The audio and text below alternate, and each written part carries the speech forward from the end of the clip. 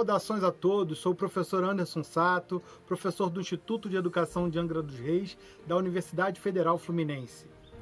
Agradeço aqui o convite feito pelo programa Mãos na Ciência, para dialogar com vocês nesta série Um por Todos e Todos por Um, que tem uma estreita relação com o desafio colocado à sociedade mundial, de busca de um equilíbrio social, econômico e ambiental, que fica ainda mais evidente neste período de pandemia da Covid-19. Mas por que a série Um por Todos e Todos por Um tem a ver com esse desafio colocado à sociedade? O que a pandemia de Covid-19 influencia neste desafio? É o que eu apresentarei agora para vocês, em especial aos surdos e surdas. Se resgatarmos na história, perceberemos que a humanidade já enfrentou outras pandemias e que elas deixaram aprendizados relevantes para a sociedade moderna. Mas antes de falarmos de algumas dessas pandemias, quero perguntar a vocês: vocês sabem o que são pandemias? Uma das definições indica que a pandemia é uma doença que ocorre em uma área muito ampla do mundo, cruzando fronteiras internacionais e afetando um grande número de pessoas. Para que elas tenham essa propagação por grande parte do planeta, estas doenças têm a característica de serem transmissíveis, isto é, podem ser passadas de uma pessoa para outra. Fazendo aqui um breve histórico das pandemias, podemos começar pela Idade Média, como a chamada Grande Peste, em torno do ano de 1350. Quando a peste bubônica começou a se expressar inicialmente na Ásia Central e depois se espalhou por praticamente toda a Europa ao longo da rota comercial da seda. Essa doença está relacionada a uma bactéria que pode ser transmitida pela picada de pulgas que parasitam outros animais, como os ratos.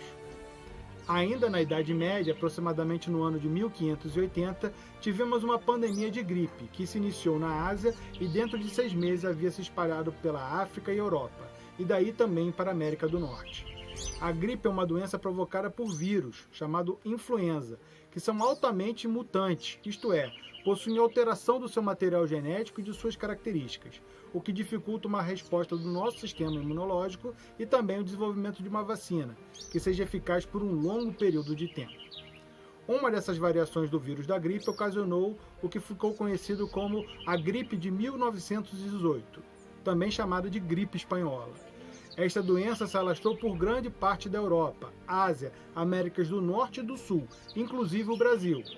Durante esta pandemia foram adotadas algumas medidas que se mostraram realmente eficazes, como o uso de máscaras, a quarentena, as medidas de restrição do fluxo de pessoas visando o distanciamento físico e o espalhamento da doença.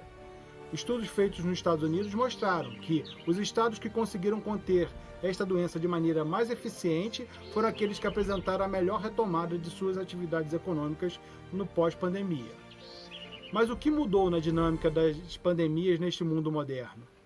Hoje, temos fluxos muito mais intensos de pessoas e mercadorias, o que pode ser facilmente entendido quando observamos o fluxo dos voos pelo mundo. Estes voos que vocês estão vendo agora estão acontecendo neste exato momento. Percebem quantas centenas de voos ocorrem simultaneamente por todo o mundo? Vale lembrar que essa quantidade de voos está reduzida em relação ao que era habitual, pois muitos países adotaram medidas de restrição de viagens nacionais e internacionais. Atualmente, as diversas localidades são também muito mais conectadas por rodovias, ferrovias e também hidrovias, o que propicia não somente um rápido fluxo de pessoas e mercadorias, mas também um rápido alastramento de doenças, em especial as que são transmitidas por contato ou pelo ar, como no caso da Covid-19. Hoje, grande parte da população se concentra nas cidades, e essas cidades estão organizadas em redes, interligadas umas às outras, sendo que algumas cidades desempenham um papel principal e central, apresentando maiores fluxos e também influenciando as cidades do entorno, enquanto outras são mais periféricas. O avanço da Covid pelas cidades do Brasil segue em grande parte essa estruturação das redes observadas, atingindo inicialmente os grandes centros urbanos e depois se espalhando para as cidades mais do interior. Ainda sobre as diferenças do nosso mundo moderno em relação às pandemias passadas, temos que atualmente existem muitos centros de produção científica, que têm produzido em tempo recorde conhecimento sobre essa nova doença, que foi descoberta no final de 2019. Hoje, existem mais de uma centena de estudos e testes sendo realizados para o desenvolvimento de uma vacina. Agora, o que esta atual pandemia tem de similaridade com as pandemias do passado? que os grupos e as populações mais vulneráveis foram e continuam sendo mais afetadas pelas doenças. No caso da gripe de 1918, as sociedades envolvidas na Primeira Guerra Mundial foram as mais afetadas. Nos casos de cólera, os locais onde o saneamento básico era mais precário tiveram o maior número de mortos. E com a Covid também não tem sido diferente. Populações mais pobres têm apresentado maior mortalidade em todas as regiões do planeta. Na Europa, os imigrantes têm sido mais afetados. Nos Estados Unidos, os negros e os latinos infelizmente apresentam o maior número de mortes quando comparado aos brancos. No Brasil, muitas comunidades tradicionais, como os indígenas e os quilombolas, têm sido severamente afetados, assim como as comunidades periféricas nas grandes cidades.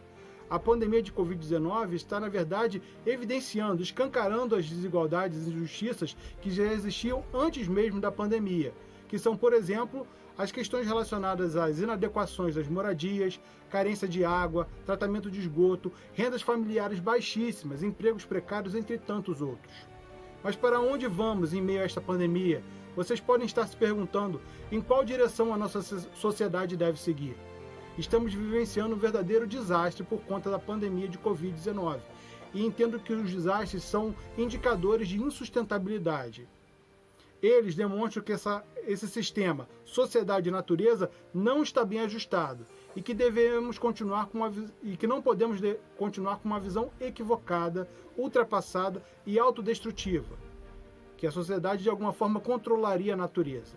Temos que perceber, sobre o aspecto econômico e social, que esta atual pandemia não vai somente evidenciar essas desigualdades já existentes, mas também pode acentuá-las. Centenas de milhares de famílias, infelizmente, já perderam seus entes queridos. Milhões já perderam seus empregos.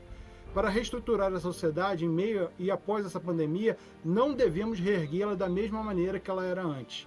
Se você constrói uma ponte, essa ponte é levada por uma enxurrada, não devemos construir uma ponte idêntica no mesmo local.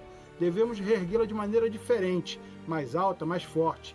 E isso também se aplica às questões sociais e econômicas daqui para frente. As desigualdades são tão absurdas e geram tantas vulnerabilidades que teremos que construir uma sociedade mais justa e igualitária. Não é razoável termos tantas pessoas passando necessidades como fome, sede, falta de saneamento, carência de moradia, entre outros, quando temos conhecimentos e recursos financeiros suficientes para resolver de vez essas necessidades básicas. O Brasil definitivamente não é um país pobre. O Brasil é um país rico, mas extremamente desigual. Não é eticamente aceitável termos poucas pessoas acumulando tantos recursos e uma imensa maioria da população passando necessidades.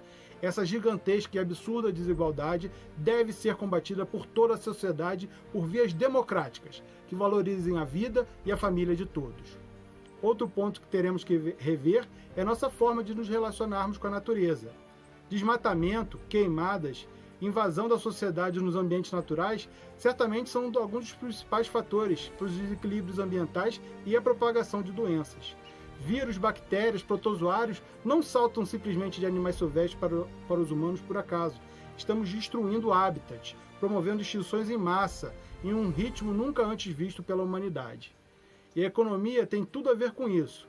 Existem maneiras novas de produzirmos e consumirmos. Devemos repensar a nossa lógica de consumo, as nossas formas de produzir, as nossas fontes energéticas. Em suma, a nossa maneira de fazer economia. Devemos pensar em uma sociedade e economias solidárias. Outro ponto que merece ser destacado é que hoje a sociedade mundial aguarda pelo desenvolvimento de uma vacina que possa imunizar dessa nova doença. É difícil prever quanto tempo ainda levará para o desenvolvimento dessa vacina. Mas espero que voltemos a aderir em massa às campanhas de vacinação, algo que lamentavelmente não tem ocorrido. O desenvolvimento de vacinas foi uma das grandes inovações que a ciência produziu, fruto do estudo de outras doenças do passado. Aprendemos com ela que podemos criar imunidade sem mesmo ficar doentes, e isso já salvou milhões de vidas. Hoje fica cada vez mais evidente que a vacinação é ao mesmo tempo uma medida de autoproteção e proteção comunitária, uma medida de solidariedade. Encaminho aqui para a finalização da minha conversa com vocês, afirmando que todos nós somos educadores, de maneira consciente ou não. E qual é o papel dos educadores quando o assunto é este contexto da pandemia? Em particular, eu consigo ver 3 grandes linhas de atuação. A primeira delas, ensinar medidas de autoproteção, medidas práticas, como o uso de máscara, adotar um distanciamento social seguro, a higienização, a educação respiratória e manter os ambientes sempre bem arejados. temos que contribuir para frear a transmissão e o contágio da Covid. Em um nível mais profundo de educação, eu vejo uma segunda linha de atuação: promover uma reflexão crítica sobre o porquê alguns grupos sociais estão mais expostos e vulneráveis a determinadas ameaças. Nesse aspecto, os educadores podem promover uma profunda reflexão sobre as causas raiz da desigualdade e do desequilíbrio ambiental. Como vimos, expõe alguns grupos mais ao risco, como o que evidenciamos atualmente na pandemia da Covid. Por fim, numa terceira linha de atuação, podemos agir no sentido de reduzir essas desigualdades e fortalecer a proteção dos mais vulneráveis. Exemplos práticos disso são individuais e coletivos, onde as pessoas despendem o seu tempo, defendem o Sistema Único de Saúde, compartilham e geram novos conhecimentos em prol dos mais vulneráveis. Ao nosso favor, temos que o conhecimento não ocupa tanto espaço, e o fato de compartilhá-lo com vocês não me deixa com menos conhecimento. Pelo contrário, podemos e vamos construir conhecimento juntos. Se a empatia significa compreender a dor do outro, se colocando em seu lugar, algumas dores sociais são tão constantes e os grupos sociais que as sentem são tão atingidos por tantas dores que às vezes é até difícil convencê-las de que existe um mundo melhor, com melhor qualidade de vida. É aí que a solidariedade, um dos mais nobres sentimentos, entra em campo, mobilizando um pensar no próximo e promovendo uma ação de proteção a quem mais precisa, reduzindo assim suas vulnerabilidades. Por isso, a empatia e a solidariedade são conceitos tão importantes e centrais na série Um por Todos e Todos por Um, do programa Mãos na Ciência. Vida longa e saudável ao Mãos na Ciência. Um forte abraço a todos, em especial aos surdos e surdas do Brasil.